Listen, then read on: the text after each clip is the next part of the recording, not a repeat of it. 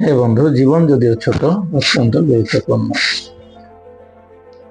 সমুদ্রে বিশাল উত্তাল ঝড়েও জাহাজ কিন্তু টিকে থাকে এবং সুন্দরভাবে চলতে থাকে। জাহাজ কিন্তু কখনো সমুদ্রের ঢের কারণে বা ঝড়ের কারণে ডুবে যায় না। জাহাজ ডুবে যায় জাহাজের মধ্যে যখন পানি ঢুকে যায়। জাহাজের মধ্যে পানি ঢুকে যাওয়ার কারণে জাহাজ ডুবে যায়।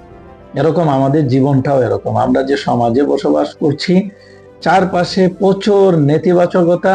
আপনাকে আমাকে নিয়ে আমরা যখন কাজ করব, তখন চারপাশে যে প্রচুর গীবত হয়, সমালোচনা হয়, এটাকে যদি আমরা আমাদের ভেতরে ঢুকতে না দেই, তাহলেই আমরা সেই সমুদ্রের উত্তাল সমুদ্রের জাহাজের মতো আমরা টিকে থাকতে পারব।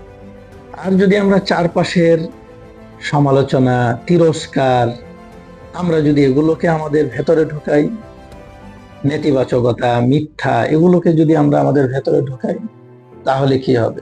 তাহলেই আমরা শুধুমাত্র হেরে যাব। আমরা সাফল্য থেকে আমরা পিছিয়ে পড়ে যাব, হয়ে যাবে। আসুন, চারপাশে কি হচ্ছে কি না হচ্ছে তার দিকে কান না দিয়ে আমরা আমাদের যে লক্ষ্য, সেই লক্ষ্যের দিকে আমরা এগিয়ে যাই। তাহলে একদিন দেখবো যে আমরা আমাদের লক্ষ্যে পৌঁছে গেছি আর জীবনটা অত্যন্ত প্রশান্তিময় হয়ে গেছে। সকলের উপর শান্তি বর্ষিত হোক।